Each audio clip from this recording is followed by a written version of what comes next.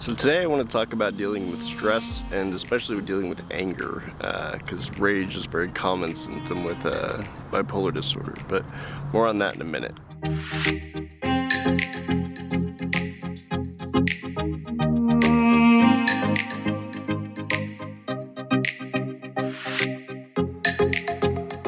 Alright, so today I'm going to talk about dealing with anger and frustration.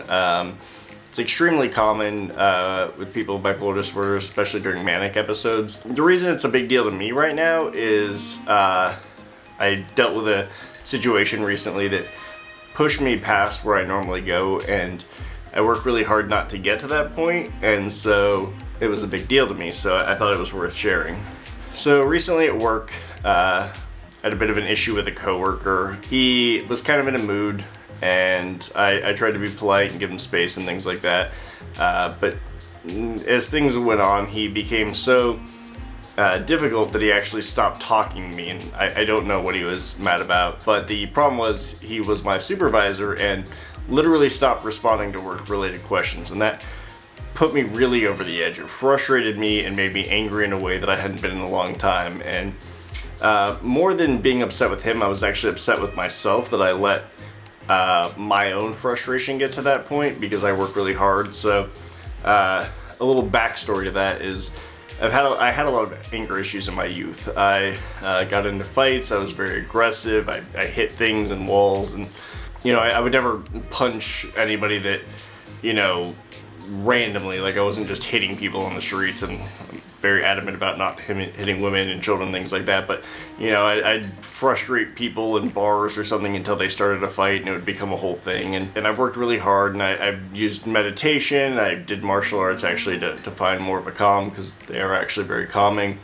And I've just over the years tried to change the way I view things so that I'm a calmer person. So I try to look at life differently and realize that people have their own issues, and I've done a really good job, I think. And but this it really set me over the edge. I was very, very angry about it, and like I said, I was disappointed in myself. But I took some time and I reflected on it, and rather than let it beat me down, I tried to regroup, and I looked at the situation and understood why I got there, and just made a point to try to not let that happen again. And I think that's a very big deal for people dealing with not just general mental illnesses, but also just kind of aggression in general. It's a really hard thing to control. It's not something that you logically become angry about. Like, it's something that just naturally happens. And a few tips that I had for anybody interested would be, one of the things is walk away if you can.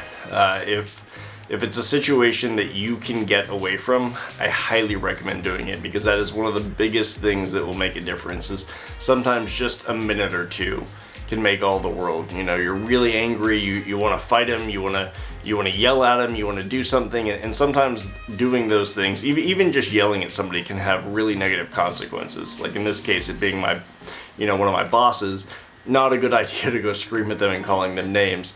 So sometimes walking away for a minute or two, kind of clearing your mind, letting yourself rationalize things, can be a big thing. Another one that I recommend is, and it's a little bit harder, but kind of changing your perspective on things. So instead of immediately jumping to, well, this person's this way, this person's they're an asshole, they're whatever, is look at it differently and be like, what are they going through? What is going on with them that they're so angry?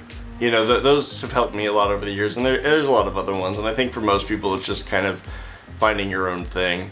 But I do think it's an important thing to rein that in, because the reality is anger is really worse for you than it is for anybody else. Like, in that particular scenario, like, I guarantee you he went home and he was fine with it. He didn't care.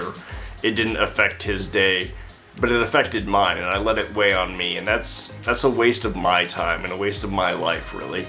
And so I think that's the biggest thing, is learning to deal with anger in a healthy way and learning to get past it, I think is good for you more than them. It's not, you're not forgiving them, or you're not, you know, getting over it for their sake. You're doing it for your own, because in all reality, it's important for your own mental health that, you know, you take care of yourself and you worry about yourself. So don't worry about what anybody else is doing, how annoying they're being, whatever the case may be. Just make sure that you're taking care of yourself, because it's hard enough to deal with the world and yourself, especially if you have a mental illness like I do. If you're bipolar or depressed or anything like that, it's hard enough to, you know, make things work from day to day without introducing all of everybody else's BS. So that's just my tip, is take care of yourself and make sure you're good. So for anybody watching, thanks for watching, and I'll see you next time.